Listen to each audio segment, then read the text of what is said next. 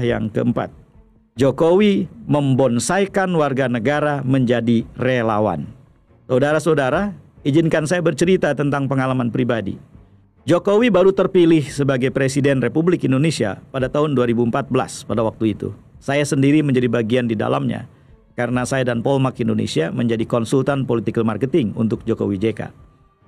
Sebelum dilantik, jauh sebelum dilantik, Jokowi melakukan tasyakuran sekaligus tadinya saya pikir pembubaran relawan-relawan di satu hotel di Jakarta Selatan.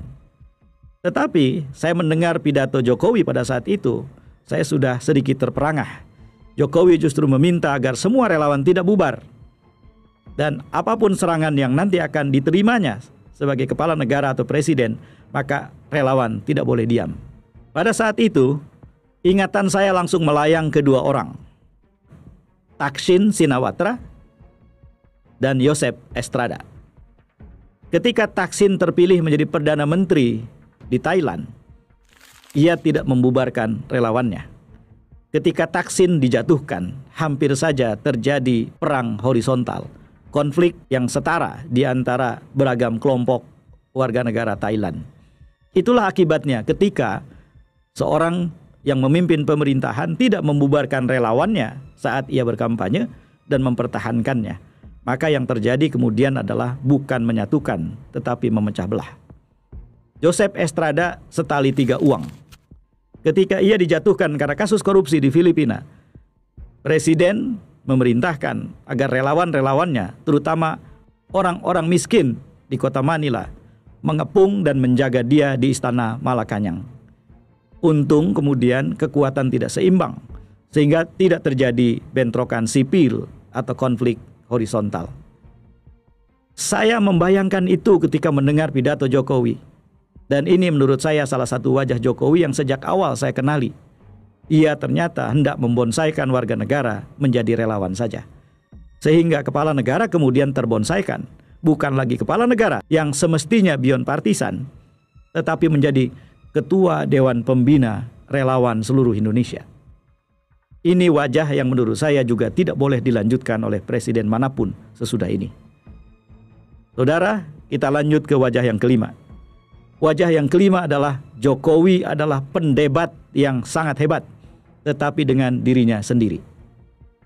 Sangat sering kita mendengar pernyataan Jokowi dari satu waktu ke waktu yang lain berbeda, bahkan bertentangan. Jokowi adalah orang yang pandai berbalas pantun, tetapi bukan dengan orang lain, melainkan dengan dirinya. Orang lain mengatakan itu kebohongan. Ya barangkali saya punya cara untuk merumuskannya dengan cara seperti ini. Menurut hemat saya, itulah yang terjadi ketika dengan tegas Jokowi mengatakan bahwa anak-anaknya dan keluarganya tidak akan terlibat di dalam politik. Yang terjadi kemudian dengan sangat segera politisasi keluarga Jokowi terjadi. Pada tahun 2020, anaknya terpilih menjadi wali kota Solo. Pada tahun yang sama, menantunya terpilih menjadi wali kota Medan. Dan kemudian dikuatkan dengan pernikahan Hidayati, adiknya, dengan Anwar Usman, ketua MK, yang di kemudian hari melahirkan skandal putusan nomor 90 tahun 2023. Ada yang mengatakan, loh ini demokrasi, mereka dipilih. Saudara, dalam demokrasi sebelum orang dipilih, orang ditunjuk dulu untuk jadi kandidat. Keterlibatan presiden sudah dibuka oleh banyak sekali orang tentang pencalonan Bobi dan pencalonan Gibran. Menurut hemat saya itu menunjukkan bahwa ada cawe-cawe ketika proses election atau pemilihan belum berlangsung. Jadi ini jelas pelanggaran dan ini jelas nepotisme.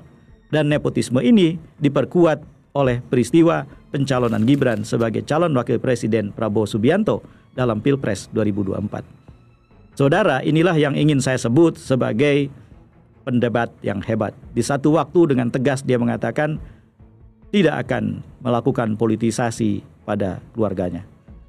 Saya ingat di awal ketika Jokowi memimpin sidang kabinet di 2014, pernyataan awal yang dia ungkapkan dalam sidang kabinet itu, saya dengar dari beberapa menteri yang hadir adalah, saudara-saudara menteri, mohon bagi saudara yang menjadi pengurus partai politik untuk menanggalkan jabatan di partai politik itu untuk mengundurkan diri. Lalu kemudian seorang menteri angkat tangan, kebetulan dia adalah wakil ketua umum satu partai politik, dan dia mengatakan, apakah itu termasuk orang seperti saya yang wakil ketua umum di partai saya?